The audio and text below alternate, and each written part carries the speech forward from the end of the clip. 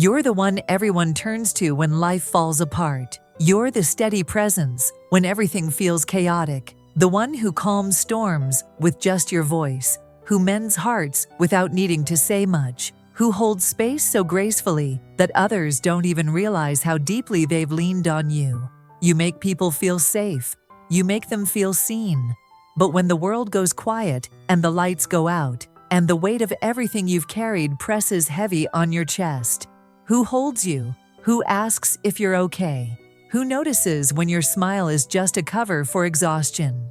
If you were born with life path number 2, this ache isn't just random. It's ancient. It's woven into your soul's design. This isn't just your burden. It's your assignment. Your deep empathy, your sensitivity, your ability to feel what others feel before they even say a word. Those aren't flaws. They are sacred gifts. But every gift comes with a cost. And the cost of yours, sometimes, it's forgetting yourself in the process of saving everyone else. Today, we're going to uncover what no one ever told you about this path. We'll explore the beauty of your calling, but also the wound it left behind. The invisible bruise that makes you overextend, overgive, and sometimes silently break. This isn't about calling you out. It's about calling you home. Back to your truth, back to your worth, back to the version of you that doesn't have to disappear to be loved. Because, sweet soul, your softness is not a weakness, it's a revolution. And it's time you finally understood the power behind it. You were born with a gift most people spend lifetimes trying to find: the ability to feel what others feel, not just to empathize, but to embody. You don't need explanations or confessions. You read energy like a second language. You walk into a room and instantly know who's hurting, who's pretending, who's barely holding on. You hear the crack in someone's voice before they even realize they're breaking. You feel the tension behind their silence. You notice what no one says, and it speaks to you louder than words ever could. This isn't just intuition. It's soul-deep sensitivity, a sacred radar for human emotion. And you were designed this way, for a reason. In a world spinning with chaos, noise, and disconnection, you are the quiet miracle people didn't even know they needed. You're the calm in the storm, the bridge between hearts, the invisible thread that gently pulls people back to themselves. You bring peace where there was tension. You restore hope where there was doubt. You offer presence when no one else knows how to stay. But here's the part no one tells you. This beautiful gift, this rare ability that makes you you, can also become your curse. Because when you feel everything, it's easy to forget what belongs to you and what doesn't. It's easy to carry other people's pain as your own, to shapeshift, overextend, and lose yourself in the process of helping others feel whole. And if you're not careful, you'll wake up one day surrounded by people who've healed through you, while you're still bleeding in silence. But it doesn't have to be that way, because awareness is power. And this journey? It's about reclaiming yours. When life path number 2 is unhealed, that same extraordinary gift of deep emotional sensitivity, your ability to sense, soothe, and support, begins to turn inward. But instead of becoming a source of strength, it becomes self-erasure. You start to sacrifice your own needs for the sake of harmony. You say yes when your soul screams no, just to keep the peace. You tiptoe around other people's emotions, absorbing their tension, dimming your light, shrinking your truth, just so they feel comfortable. You avoid conflict like it might kill you. Like speaking your mind would shatter the fragile balance you've worked so hard to protect. So you hold it in. You bottle your truth. You smile through pain because you don't want to be seen as too emotional, too intense, too much. You convince yourself that being easy to love means being easy to please. You become the one who understands everyone except yourself. You overgive. You overadapt. You say yes to invitations you don't want, conversations that drain you, roles you never asked for. Because somewhere along the way, you started believing that your worth was tied to your usefulness, that your presence only mattered when it made someone else feel better. And then one day, you wake up feeling invisible. like no one really sees you, like you've spent your whole life tuning in to the frequency of everyone else's needs, and somehow lost the sound of your own heartbeat. You feel exhausted, but you keep going. Empty, but still giving. You keep showing up with love, even when yours is running on fumes. You say you're fine when you're falling apart. You listen to others cry, even when you're the one needing to be held. And quietly, beneath it all, this aching question begins to whisper, how did I lose myself in trying to love everyone else? And the answer is as heartbreaking as it is healing, because no one ever taught you to love you too. No one told you that your voice matters just as much as the ones you listen to, that your boundaries are not betrayals, that saying no can be an act of love, that you're not here to be a container for everyone else's pain. You're here to heal your own first, and in doing that, you teach the world how to love you the way you've always loved them. This isn't your failure, it's your wake-up call, your turning point, the moment you stop shrinking for the sake of peace and start expanding in the name of truth. Because the world doesn't need another version of you that's convenient. It needs the whole, honest, radiant you. The one who feels deeply and honors her own depth. The one who gives generously and receives fully. The one who understands others and finally sees herself. That's the healing. That's the homecoming. That's the beginning of your sacred return. Every life path number 2 carries a hidden scar, an invisible imprint that shaped the way you love, give, and relate to the world. It didn't start with conscious choice. It began with a moment, often early in life, when your love wasn't enough to stop someone from leaving, from hurting you, or from breaking right in front of your eyes. Maybe it was a parent who walked away, emotionally or physically. Maybe it was a caregiver who was too overwhelmed to see you. Maybe it was a home where peace felt like a privilege, not a promise. Or maybe it was just one heartbreaking realization that no matter how much love you gave, you couldn't make the people you loved stay whole. And in that tender, formative moment, a decision was made. Not out loud, not with words, but deep in your nervous system, etched into your soul. You decided, if I can just be gentle enough, calm enough, pleasing enough, maybe I'll finally be safe. Maybe if I become the peacekeeper, the fixer, the one who never causes waves, I'll finally be seen. Maybe if I give enough of myself, someone will stay. That was the seed. And from that seed, an entire way of living grew. You became the person who anticipates needs before they're spoken, the one who holds space when everyone else is falling apart, the one who senses danger and quiets it before it explodes. You became emotionally fluent, able to read rooms, decode tone shifts, and carry the weight of other people's pain like it was your own. But here's the soul-shaking truth. You weren't meant to live like that. You weren't born to earn love through erasure. You weren't designed to mold yourself around other people's comfort at the cost of your own truth. You weren't meant to shrink in order to feel safe. You were meant to expand, to grow, to rise, to take up space, to speak your truth, even when it trembles. Sweet soul, your deepest gift isn't your ability to hold others.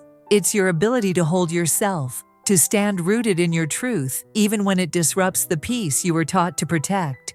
Healing for you doesn't look like becoming less sensitive. It looks like becoming more sovereign. It means trusting that you can love deeply and say no, that you can be kind and have boundaries, that you can be devoted to connection without abandoning yourself in the process. It means remembering that your worth was never supposed to be a transaction, given only in exchange for approval, affection, or attention. Your presence is a gift. Your emotions are valid. Your voice is sacred. You are not here to keep everyone else from falling apart while quietly breaking inside. You are not here to be the calm in everyone else's storm while drowning in silence. You are here to return to yourself, to reclaim the little one inside you who thought love meant disappearing, to show them, with every brave, bold, beautiful boundary, that they are safe now, seen now, loved, fully, fiercely, and without condition. Because you don't need to perform for love. You don't need to prove your value through peacekeeping. You don't need to silence your truth for someone else's comfort. You don't need to be the good one to be worthy. You are allowed to be whole, messy, honest, radiant, real. You are allowed to be you. So this is your invitation, your sacred permission, to stop bending yourself into shapes that don't fit your soul, to stop earning love through invisibility, to stop waiting for someone else to validate what you already know deep inside, that your heart, just as it is enough. This is your return to truth, to worthiness, to self, because the healing doesn't begin when someone else finally sees you. It begins the moment you do. You were never meant to live a life defined solely by how well you support others. Yes, you carry a sacred gift, the ability to comfort, to uplift, to bring peace where there's chaos.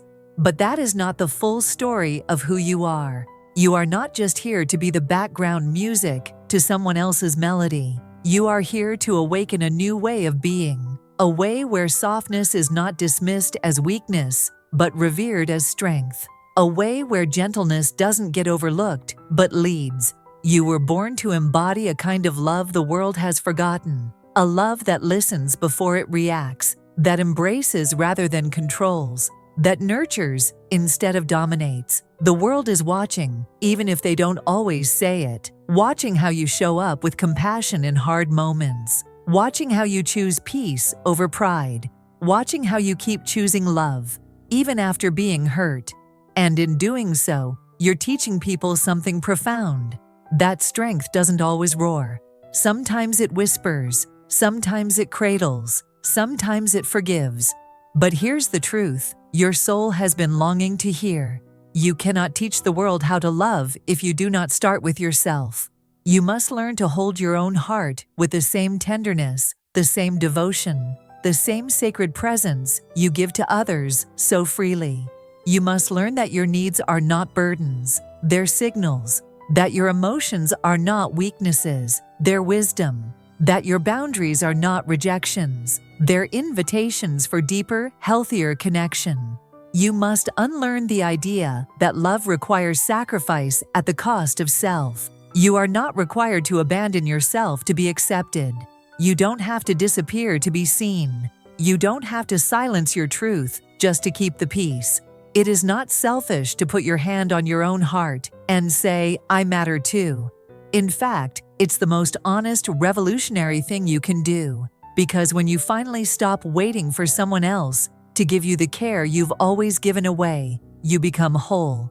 You return home. You shift the energy not just in your life, but in every space you enter.